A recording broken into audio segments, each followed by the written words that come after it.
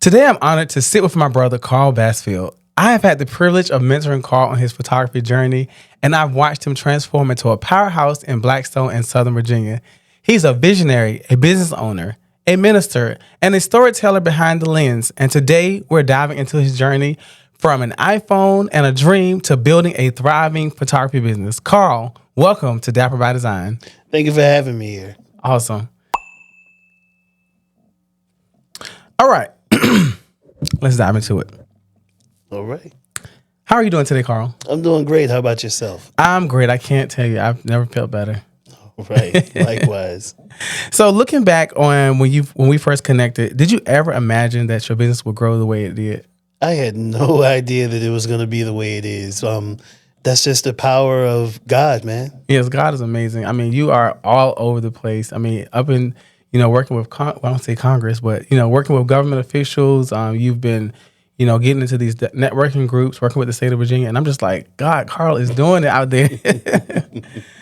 So you've been a minister of the gospel since 2014. How has your faith shaped your personal and business decisions?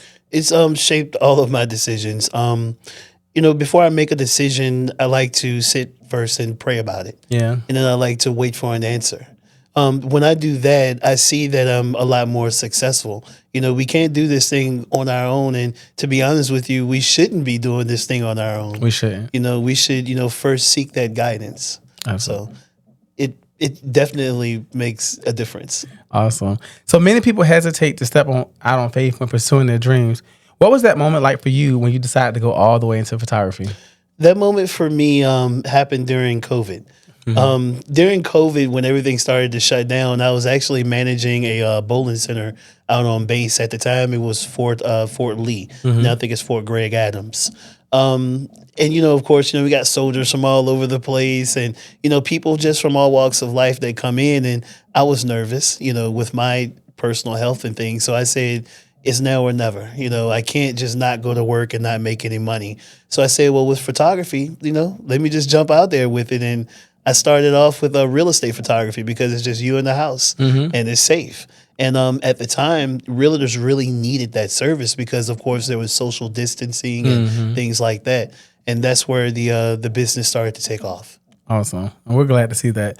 So what has been the biggest faith test in your journey and how did you push through it? The biggest test of faith during my journey would be the lack of initial support. Yeah. In the beginning, all I had was an iPhone.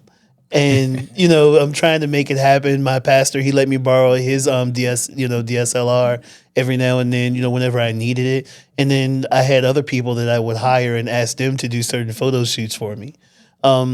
So, having people that are like, hey, you need to get a real job or, right. Not really believing in the vision. That was difficult. But I used that negativity to help fuel my way into success. Because I'm the type of person where if I have a vision and I know it's going to come into fruition, absolutely, I'm going to try my best to show you, hey, it's going to happen. It did happen. So proving people wrong. That's it. So how do you see your photography as a ministry, whether through storytelling, connections, or the impact that you have with your clients? I see it as a ministry because I come into contact with so many different people.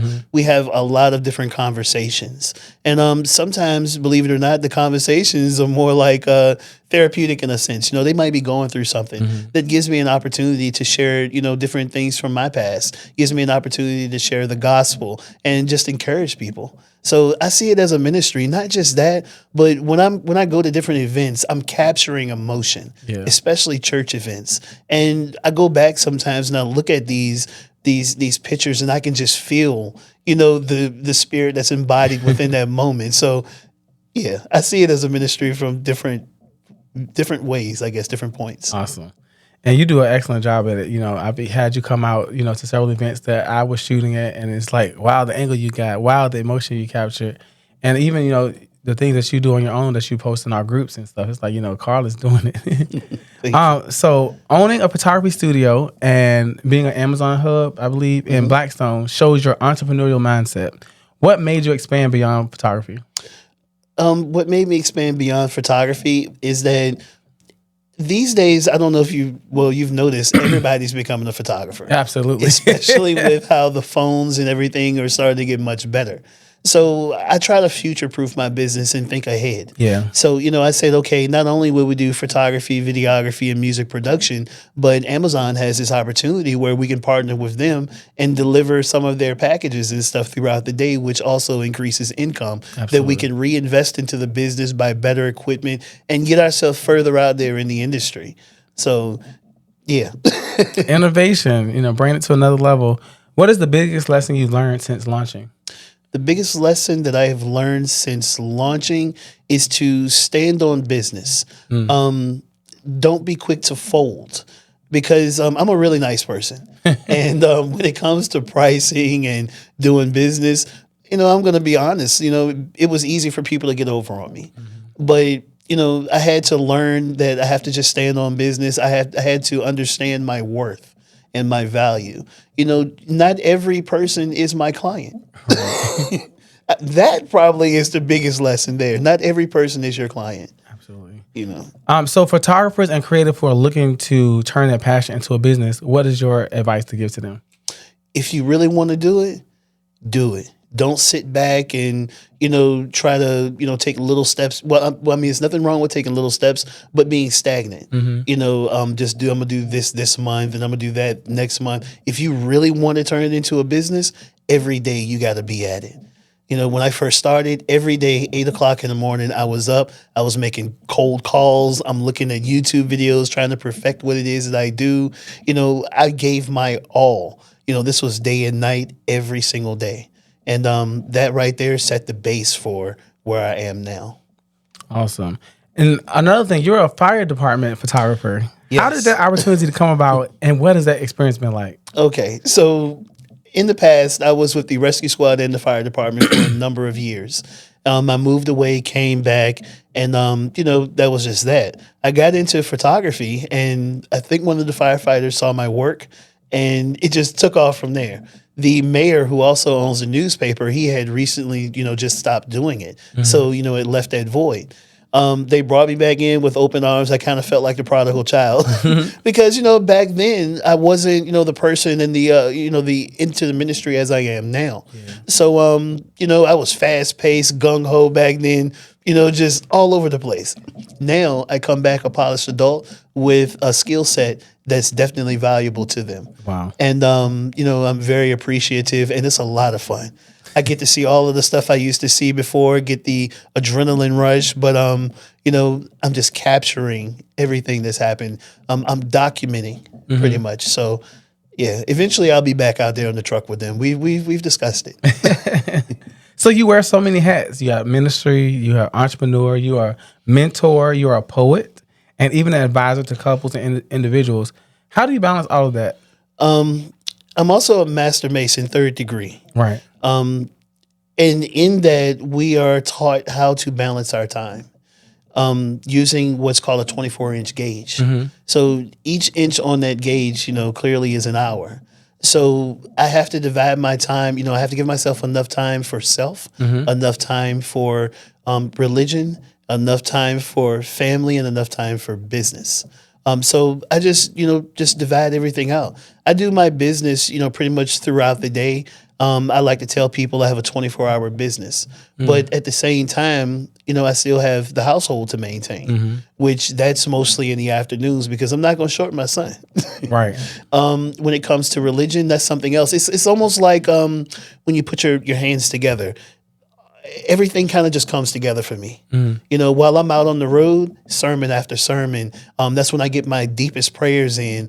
That's also my opportunity to listen to podcasts related to business. So, all of my stuff is just laced together and it just works for me. Awesome. So what habits or systems help you stay grounded while managing your business and personal life? My schedule. Yeah. I use, Square appointments. And I always tell people if it's not on my Square appointments, then it probably won't happen. I go by that every day. I put personal stuff and business stuff, and I just block off time squares, time slots, and that's how I go throughout my day. So while you're blocking off those time squares, how are you making sure that you're taking care of yourself? I know you block no, but how you do that when you're pouring out so much? I have certain days. I have certain days where I have absolutely nothing, and I might dedicate that day to just being lazy and just, doing me. I might be taking care of personal errands, going to get a haircut, things like that. I like to give myself a day sometimes. On a regular day, I get my time. I get breaks and stuff like that. The biggest thing is being happy and being satisfied and not feeling burned out. I'm doing a lot, but I'm not burned out. I'm happy. Yeah. When you're doing what you love, it's not work. It's not. That's the one thing I learned too. In that transition. I kind of feel guilty almost because every day all I'm doing is having fun. So, Ooh. it's an amazing experience, man, and I'm thankful for it. Yeah. So, what has been your biggest mindset shift that changed everything for you? My biggest shift in thinking, my mindset, was infusing more of my faith into my business. I always had, faith infused with my business, but it wasn't to the extent that it should have been. Now, like, I rely on the spirit. Yeah. Pretty much. I call myself a visionary because there are a lot of things that have come to fruition that first came as a dream, as a vision. Oftentimes it's a year or two, maybe 3 years in advance. But that's, I had to learn to pretty much just be patient, rely on those visions, and not so much myself. Oftentimes when we try to do this on our own, we try to make our own decisions without, first seeking counsel. These things don't last long. They don't pan out the way they should. So being patient and seeking counsel, my mind has shifted big time within the last, I'm going to say 6 months. Wow. So how would you define success at this point in your life? What does success mean to you? Success for me is, first, my household is taken care of. We want for nothing. And I always fall back on the scripture where it says that, the Lord won't see the righteous forsaken nor his seed begging bread. My father, I consider him a righteous man. My heavenly father, of course, was a righteous man. I am their seed. That's it. And I have faith that I am never going to be begging for anything. And the fact that that's come to pass, that's success to me. The fact that, my success, and the overflow from that is able to bless other people that's around me, that's success because it isn't just about me. So I view those two things as success. My household is taken care of, and my success and the overflow from that is able to bless other people. All right. So if you can go back to 2019 when you first got started, what advice would you go back and give yourself? Lead by faith first. Seek counsel first. Even though, you were blessed with the wisdom and understanding of a lot of different things, don't try to just, lean on your own understanding. Lean not in their own, to your own understanding, but, seek God first. Wow. Seek God first. So what is your favorite podcast or book right now? My favorite podcast, it's going to have to be a tie. Because I really enjoy the Jerry Flowers podcast, especially Therapy Thursdays. But I'm also a fan of the Brilliant Idiots with Charlemagne the God and Andrew Schultz. They keep me laughing. As far as book, I don't have any novels or anything that I'm reading. Most of the stuff that I read is just like, lighting or posing or something like that. Okay. Well, you got to keep your skill set up, keep innovating, keep learning. I'm still running through that Lindsay Adler book, constantly referring back to that on posing. So that's, I guess, the one that I touched the most. All right. So what is one habit that you swear by for your success? White balance. Even though we shoot our pictures and stuff in RAW, and we can go back and correct all of that stuff later. I've often found that, as somebody that edits a lot, if you get your white balance right there on the spot, it eliminates so many issues later on in editing. because even though, you know what I'm saying, you're shooting in RAW and you can, adjust that little meter, you still have the I think it's called cyan and then the green. You still have to make adjustments to that. So instead of going through all of that, just do it. Go ahead, do it first. It makes life so much easier. So what is a quote or mantra that you live by? A quote or a mantra. What God has for me is for me. That's it. That's why I don't have any competition. That's why I don't mind helping anybody, showing them the tricks of the trade, because you're not going to take anything from me. It's already been set aside. That's it. What God has for you is for you. What is one actionable takeaway that you like to leave with the audience? One actionable takeaway that I like to leave with the audience. Do not give up. Even when it seems, hard, don't give up. Get out there and network. Don't feel like you have to compete with everybody. Of course, not everybody's going to be like me and be willing to give you the tricks of the trade, but there are actually groups out there that can help you. If you're in Virginia, check into the SBDC, check into SOVA. The grapevine. These different things, it's for entrepreneurs. They connect you. They, hook you up with just about anything, market analysis and research. You name it, they'll take care of you. So you're not alone. Do not think you have to do it by yourself.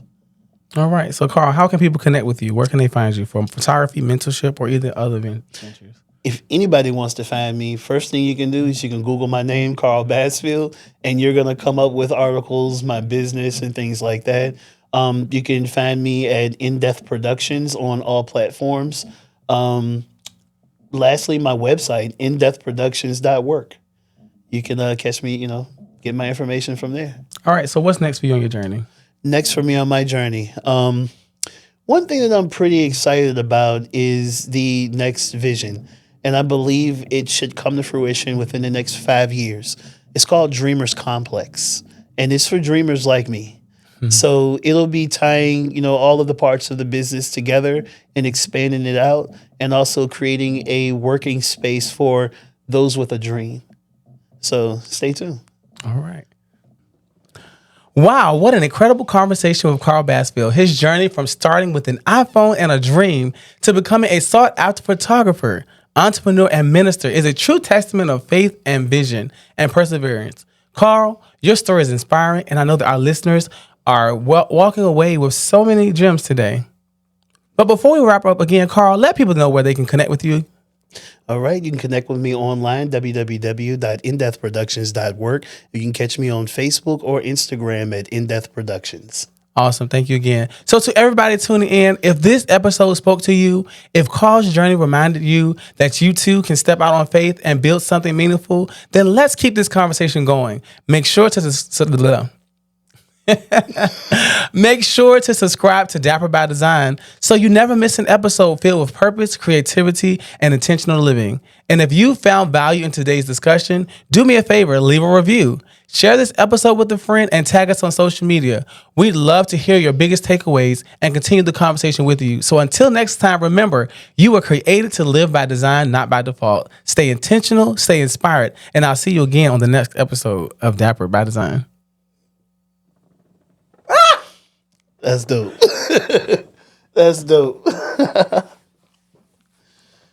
Success.